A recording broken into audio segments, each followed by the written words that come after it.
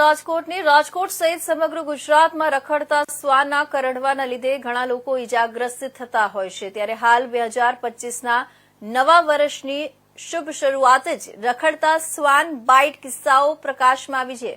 સમગ્ર મામલે રાજકોટ મહાનગરપાલિકાના શ્વાન વંધીકરણ વિભાગના અધિકારી દ્વારા ઇન્ડિયા ન્યૂઝ સાથે ખાસ વાતચીત કરતા જણાવ્યું હતું કે રાજકોટમાં વર્ષ 2025ના પ્રારંભે ડોગ બાઇટના કેસોમાં વધારો નોંધાયો છે। શહેરના મોટાભાગના વિસ્તારોમાં શ્વાનોના ત્રાસની ફરિયાદો સામે આવતી હોય છે, પણ શ્વાનને પકડી અને તેને ઓપરેશન બાદ મૂળ જગ્યાએ જ છોડવા સહિતના કાયદાના કારણે જ કાયમી ત્રાસ દૂર થતો નથી। ત્યારે હાલની સિઝન ઠંડીનો માહોલ છે ત્યારે શ્વાનો કરડવાના કિસ્સાઓ રાજકોટમાં વધ્યા છે, જેમાં ગત વર્ષમાં 2024માં 12,000 સામે હાલમાં જાન્યુઆરી મહિનાના પ્રથમ 15 દિવસમાં જ 1,000થી વધુ લોકોને શેરી ગલીઓમાં રખડતા શ્વાનોએ બચકા ભર્યાનું સામે આવ્યું છે। ત્યારે શ્વાન કરડવાનું મુખ્ય કારણ ઠંડીનો માહોલ અને શ્વાનને બ્રીડિંગની સિઝનના કારણે શ્વાન આક્રમક બન્યા હોવાનું મહાનગરપાલિકાના અધિકારીએ જણાવ્યું હતું।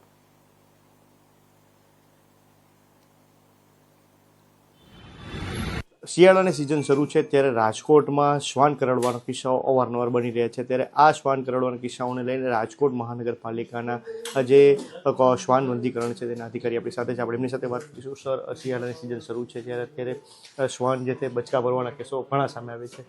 ગત વર્ષની વાત કરીએ તો 2023-24ના કેટલા કેસો હતા અને હાલના અત્યારે 25ના કેટલા કેસો છે? આપણે જોઈએ તો ગયા વર્ષ 2023-24માં 12,156 જેવા આપણે જુદી જુદી હોસ્પિટલોમાંથી ડેટા મગાવ્યા હતા અને શ્વાનના કરડવાના એટલે ડોગ બાઇટના કેસા સામે આવેલા હતા।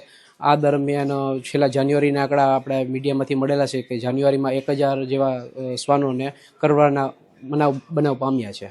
સર, મહત્વની બાબત છે કે અત્યારે શ્વાન જે છે તે શિયાળાની સિઝનમાં વધારે બચકા ભરે છે, એ પાછળનું મુખ્ય કારણ શું હોય છે?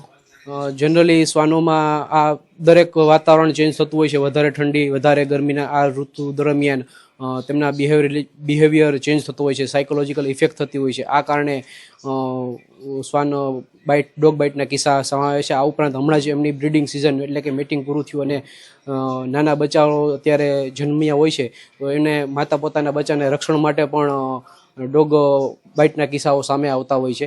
આ ઉપરાંત આપણે અત્યારે ઠંડીની ઋતુ ચાલુ છે તો એ દરમિયાન તેમને પૂરતો ખોરાક કદાચ રાત્રિ દરમિયાન ન મળતો હોય તો એ સાયકોલોજીકલ ઇફેક્ટ થતી હોય છે। આ કારણે પણ ડોગ બાઇટના કિસ્સા સામે આવતા હોય છે।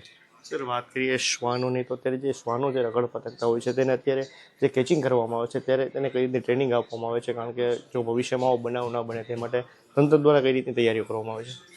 રાજકોટ મહાનગરપાલિકા દ્વારા આપણે શ્વાન વંધીકરણ, રસીકરણ અને ડોગ ફ્રેન્ડલી સેન્ટર ચલાવવામાં આવી રહ્યું છે।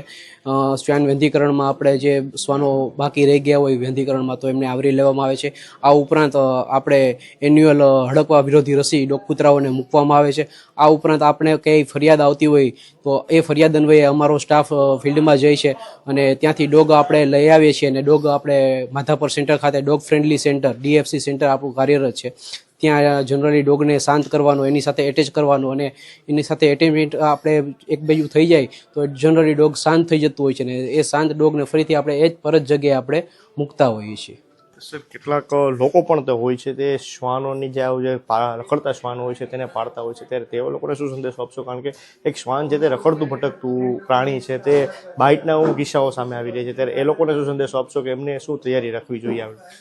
જનરલી જીવદયા પ્રેમીઓ છે જુદા જુદા તો કે અત્યારે શિયાળાની ઋતુ છે ચાલી રહી છે, પૂરતો ખોરાક ન મળતો હોય ખોરાક એ આપતો હોય છે, પણ એની સાથે જોઈએ તો કે એક એટેચમેન્ટ એવી રીતે થઈ ગયેલું હોય છે એટલે એને દરરોજ ખોરાક ખવડાવતા હોય છે, પણ એમના ખાસ કિસ્સામાં અત્યારે જે આ બ્રીડિંગ સિઝન છે તો એમના બચ્ચાઓની પણ પૂરતી કાળજી રાખી એમને એક જગ્યાએ એક સારી જગ્યાએ કે એવી રીતે રાખી શકે તો ડોગ રોડ ઉપર શેરીમાં જે કૂતરાઓ હોય છે તો એક કરડવાના કિસ્સા ઓછા સામે આવી શકે છે।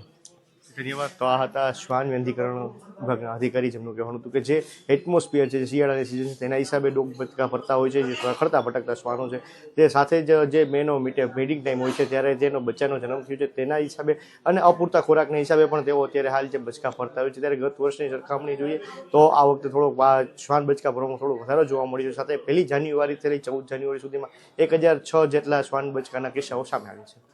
પ્રતિક લીંબા।